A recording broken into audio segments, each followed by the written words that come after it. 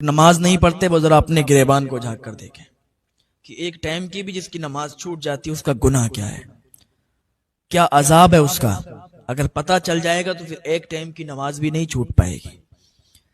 ایک عورت اللہ کی بارگاہ میں پیش کی جائے گی، اللہ پوچھے گا کہ تو نے نماز کیوں چھوڑی، تو نے نماز کیوں نہیں پڑھی، تو نماز کیوں نہیں پڑھتی تھی۔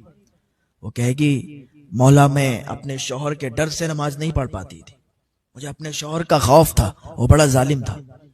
اللہ فرمائے گا تیرا شوہر زیادہ ظالم تھا یا آسیہ کا شوہر زیادہ ظالم تھا، فرعون زیادہ ظالم تھا یا تیرا شوہر زیادہ ظالم تھا۔ کہے گی مولا فرعون بہت بڑا ظالم تھا، میرا شوہر تو اس سے کچھ بھی نہیں تھا، فرعون تو بہت بڑا ظلم کرنے والا تھا، بہت بڑا گناہگار تھا، لیکن تو پھر تیری نماز کیسے قضا ہو گئی۔ وہ عورت اپنا سر جھکا لے گی۔ نماز کبھی کسی حال میں بھی نہیں چھوڑنا چاہیے۔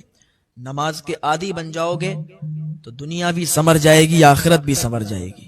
نماز اگر پڑھتے رہو گے، مسجد میں جماعت کے ساتھ جاتے رہو گے، تو پھر دیکھنا تمہارے بگڑے ہوئے کیسے کام بنتے نظر آتے ہیں۔ مسجد تو بنا لی پل بھر میں، ایما کی حرارت بالوں نے، من اپنا پرانا پاپی ہے برسوں میں نمازی بن نہ سکے۔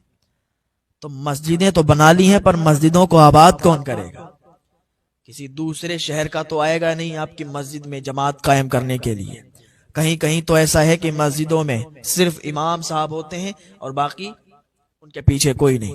کہیں کہیں جماعت بھی نہیں ہوتی، اس لیے کیونکہ وہاں پر نماز پڑھنے کے لیے لوگ نہیں جاتے۔ ڈرو اللہ کے عذاب سے، کہیں اس بستی پر بھی اللہ کا عذاب نہ آ جائے کہ جہاں جماعت قائم نہیں ہوتی۔ مسجد تو بنی ہے لیکن نماز نہیں ہو رہی۔ کتنی افسوسناک خبر ہے، کتنی افسوس والی بات ہے کہ مسجد بھی ہے، مسجد میں امام صاحب بھی ہیں لیکن نمازیوں کا پتہ نہیں۔ میں آپ کو بہت سے گاؤں ایسے گنا دوں گا کہ جہاں مسجدیں بنی ہیں وہاں جماعت قائم نہیں ہو رہی۔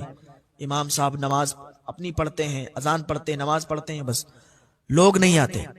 ایک دو نمازوں میں آ جاتے ہیں تو آ جاتے ہیں ورنہ لوگ نہیں آتے۔ ڈرو اللہ کے عذاب سے، کہیں اللہ کا عذاب نہ قائم ہو جائے، کہیں اللہ کا عذاب نہ آ جائے۔ یہ زلزلے آ رہے ہیں، یہ سب دیکھنے کو مل رہا ہے، یہ ہماری خود کی خرابی ہے۔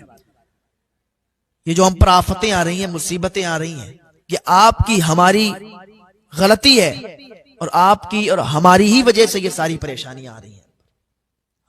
اگر آج بھی ہم نیک بن جائیں، اگر آج بھی ہم نیک بن جائیں تو یہ ساری مصیبتیں، ساری پریشانیاں ہمارے سر کے اوپر سے ختم ہو جائیں گی۔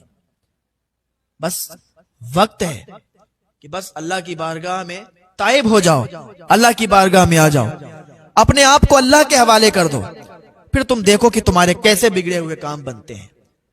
جب آپ اپنے آپ کو اللہ کے حوالے کر دو گے، ارے بزرگوں کی سیرت پڑھو آپ، وہ کہتے تھے مجھے کسی سے مطلب نہیں، کوئی آئے کوئی جائے، کوئی کچھ بھی ہو، مجھے کسی سے مطلب نہیں، مجھے بس میرے رب سے مطلب ہے۔ لوگ بزرگوں کو پیسے سے نوازتے تھے، پیسے دیا کرتے تھے، وہ لیتے نہیں تھے، کہتے تھے میں جمع کر کے کیا کروں گا۔ یہ اللہ والے ہوتے ہیں۔ تو آپ آج بھی اگر اللہ کی بارگاہ میں آ جائیں گے تو آج بھی آپ کسی بھی پریشانی، کسی بھی مصیبت میں مبتلا نہیں ہو سکتے۔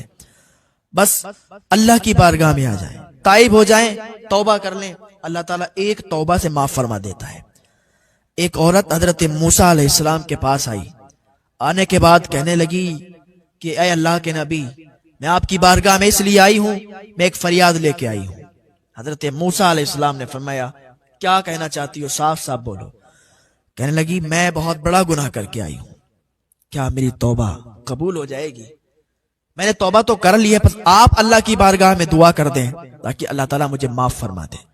کہا ہوا کیا ہے یہ بات بتاؤ۔ کہا مجھ سے زنا ہو گیا ہے، اور زنا ہو گیا اس کے بعد میرا ایک بچہ پیدا ہوا اور اس بچے کو میں نے قتل کر دیا، اس بچے کو قتل کر کے زمین میں دفن کر کے آپ کی بارگاہ میں آئی ہوں۔ توبہ تو میں نے کر لیا، آپ اللہ کی بارگاہ میں ہاتھ اٹھا کے دعا کر دیں، میں بہت شرمندہ ہوں، میں سمجھتی ہوں کہ میں معاف نہیں کری جاؤں گی، لیکن آپ اللہ کے نبی ہیں، اگر آپ سفارش کر دیں گے، آپ دعا کر دیں گے تو میں معاف کر دی جاؤں گی، مجھے بہت شرمندگی ہے۔ حضرت موسیٰ علیہ السلام نے کہا میری نظروں سے دور چلی جا، یہاں سے چلی جا واپس، تو کیسا جرم کر کے آئی ہے، تو کیسا گناہ کر کے آئی ہے، اور امید لی کہ یہ آئی ہے کہ اللہ معاف کر دے گا۔ عورت کی آنکھوں میں آنسو آ گئے، جب عورت کی آنکھ میں آنسو آئے تو وہ وہاں سے چلی گئی۔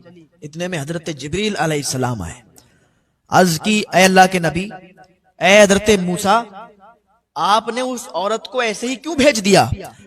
میں اللہ کا پیغام لے کے آیا ہوں، اللہ تعالیٰ نے اس عورت کو معاف کر دیا، اس عورت کو بخش دیا ہے، کیونکہ اس سے شرمندگی ہوئی اور اس نے توبہ کر لی، اور اللہ کی بارگاہ میں جو توبہ کر لیتا ہے، اللہ کی بارگاہ میں جو سچی توبہ کر لیتا ہے، تو اللہ تعالیٰ اسے ایسے ہی معاف فرما دیتا ہے جیسے اس نے کبھی گناہ ہی نہیں کیے ہیں۔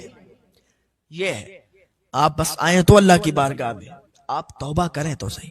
آپ چاہتے ہیں کہ بس سب کچھ ایسے ہی ہوتا رہے، نہ ہم توبہ کریں، نہ ہم گناہوں کو چھوڑیں، ہم گناہ بھی کرتے رہے، توبہ بھی نہ کریں، پھر ہمارا سارا کام بنتا رہے، ایسا نہیں ہوتا ہے۔ آپ کو اللہ کی بارگاہ میں تائب ہونا پڑے گا، اور پھر اس کے بعد کبھی گناہوں کے دلدل میں نہ پھنسیں آپ۔ اگر توبہ کر کے پھر گناہ کریں گے، پھر توبہ کریں گے، پھر گناہ کریں گے، تو یہ پھر توبہ آپ کی کیا توبہ ہوئی؟ توبہ تو وہ ہو کہ آپ ایک بار توبہ کر لیں، دوبارہ اس گناہ کو نہ کریں۔